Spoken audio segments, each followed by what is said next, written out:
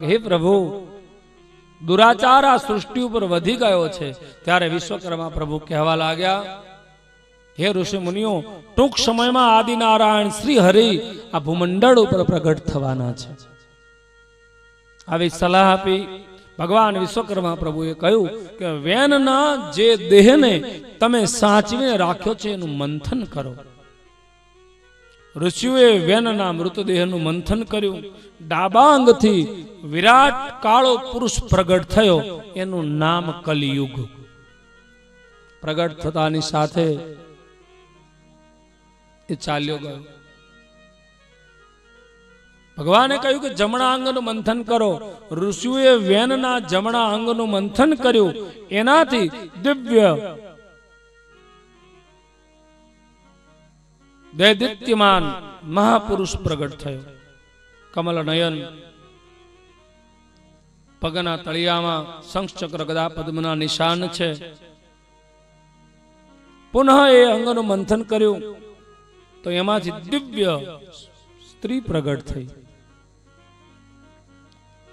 મંથન કરવાથી પ્રગટ થયો એનું નામ પૃથુ રાજા પડ્યું.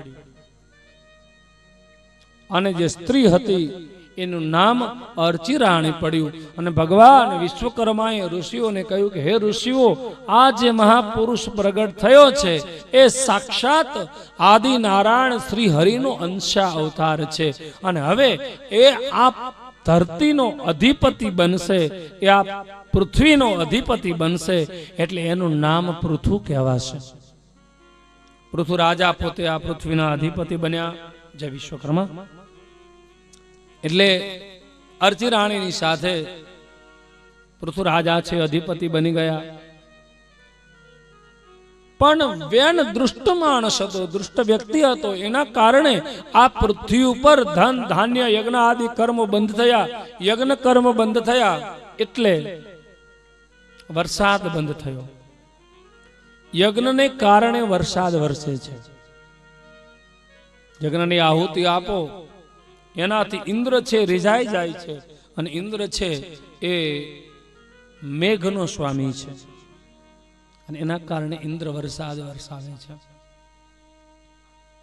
યજ્ઞાદિ કર્મ બંધ થયેલા, વરસાદ વરસવાનો બંધ થયો.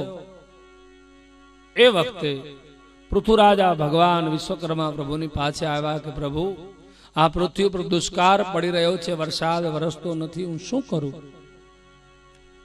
અને એ વખતે ભગવાન વિશ્વકર્મા પ્રભુએ કહ્યું કે હે પૃથુરાજા, તમે યજ્ઞ કરો. અને પૃથુરાજાએ ભગવાન વિશ્વકર્મા પ્રભુના કહેવાથી યજ્ઞ કર્યો. યજ્ઞની આહુતિઓ આપી. પ્રાણાય સ્વાહા, અપાનાય સ્વાહા, ઉદાનાય સ્વાહા, શમાનાય સ્વાહા, ઓમ વ્યાનાય સ્વાહા. યજ્ઞના અનેક પ્રકાર છે. હોમાત્મક યજ્ઞ, જ્ઞાનાત્મક યજ્ઞ, સેવા યજ્ઞ, આ બધા યજ્ઞના પ્રકાર છે.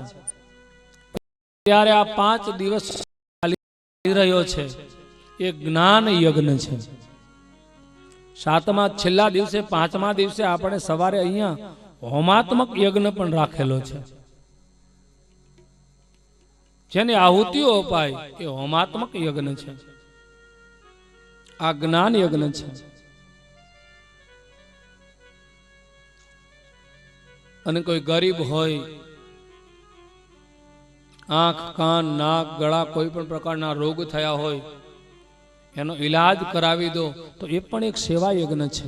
એને આપણે કહીએ નેત્ર યજ્ઞ. એ સેવા યજ્ઞ છે.